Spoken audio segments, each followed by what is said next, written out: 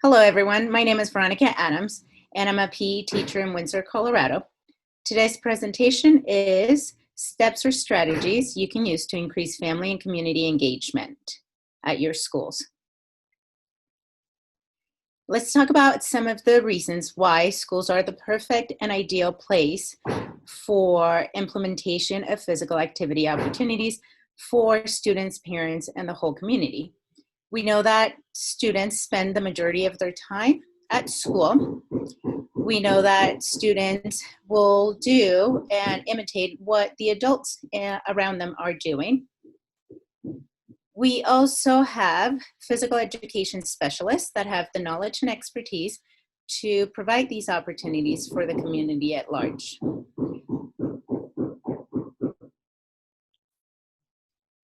Where do we start when we're trying to plan and implement these activities? First, let's start with quality physical education program, which is our expertise.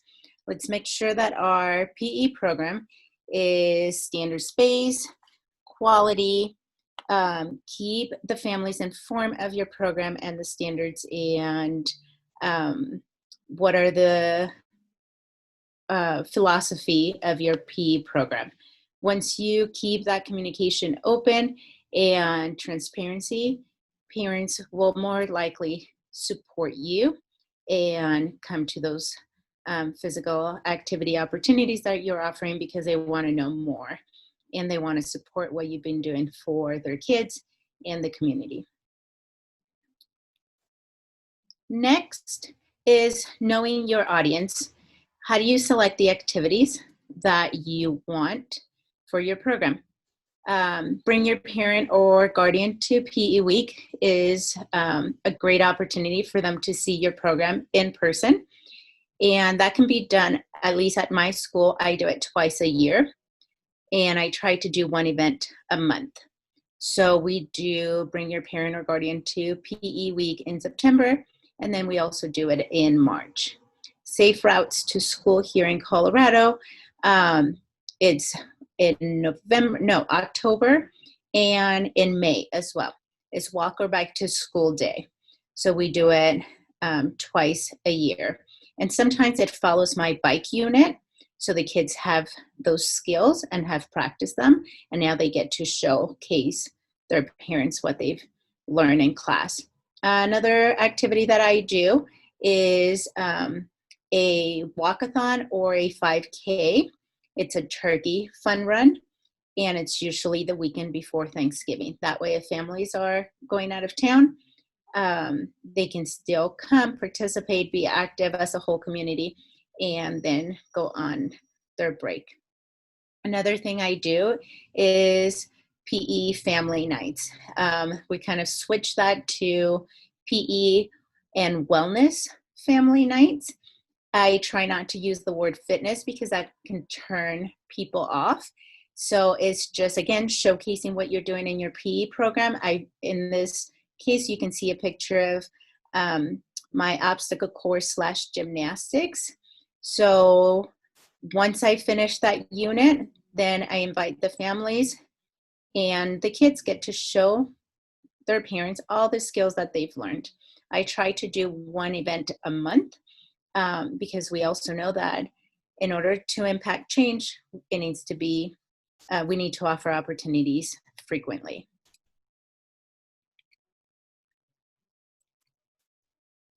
Some things to keep in mind.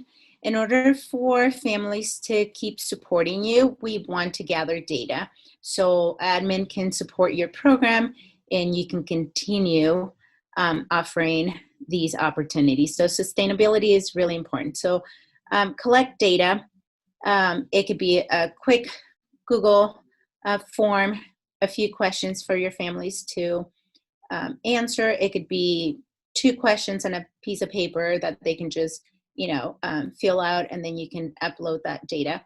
So make sure that you collect the data to show administration so they can continue to support your programs and show how much families really enjoy these activities and get some feedback if they want something different in the future.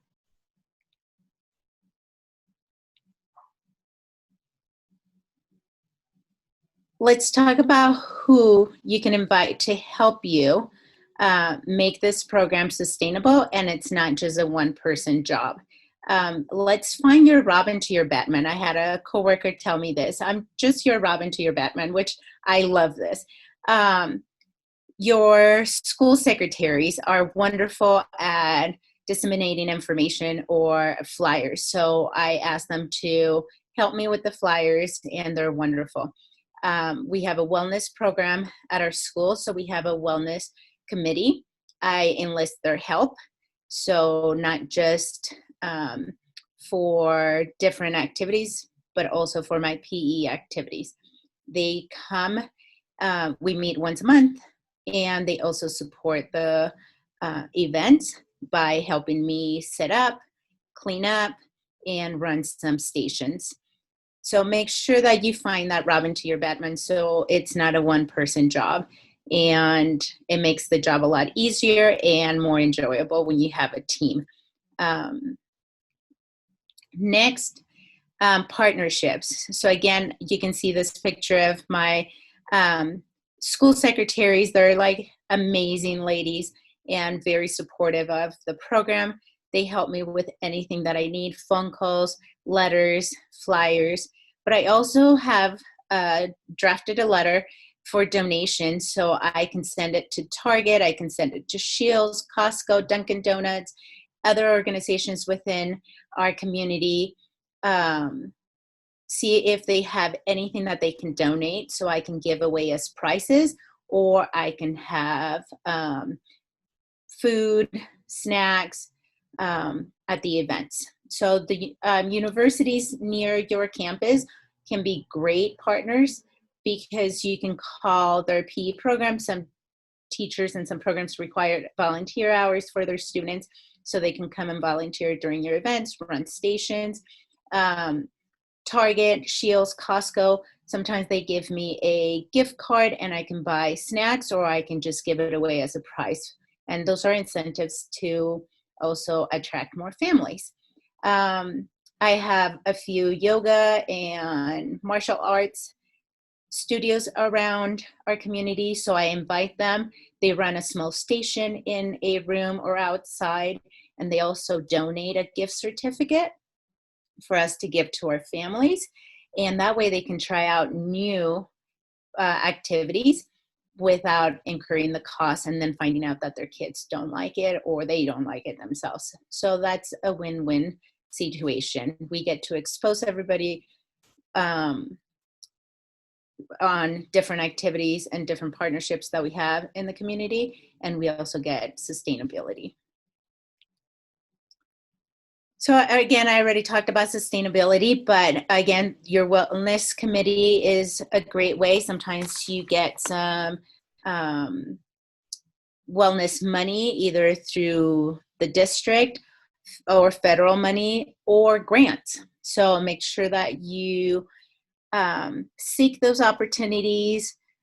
Fuel Up to Play 60 has a lot of great grants that you can apply. They're easy. They sometimes have challenges that will give you a few incentives.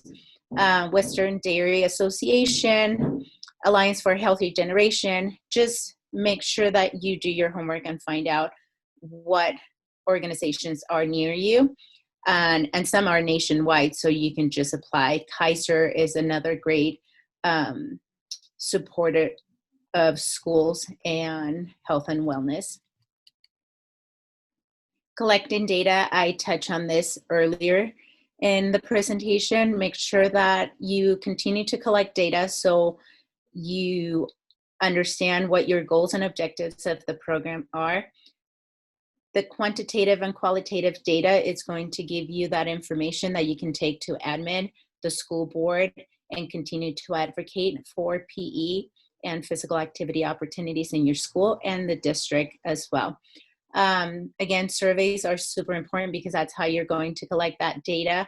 In person, talking to the families are great as well, but paper and drives school board and admin's attention. So make sure you plan all these activities and ask your audience what are the type of activities that they want, because they're more likely to participate in them. Let's see. Promote your programs. Contact your local newspaper. Make sure if your school has a weekly or monthly newsletter, make sure you include your activities there. Here's a picture of our local newspaper. I invited one of the writers and journalists, so she made a great spread of our one of our family nights. UC Health and Healthy Kids Heart had a wonderful display of a healthy heart and not so healthy heart, healthy lungs and not so healthy lungs. So the kids got to actually touch that. And I mean, it was just a valuable experience for many of the kids. I invite Parks and Rec, and they bring giant games that they can do in the front lawn of the school. Just a lot of partnerships. So this is a great way for the kids to get in touch with those organizations, and at the same time, we're promoting their programs. Your local bowling alley is another great asset for your program, because they can lend you equipment if you don't have it. So again, make sure that you promote and use social media. Social media right now is huge. A lot of parents may not read your newsletter, but they'll see a little flyer on Facebook or Twitter or Instagram.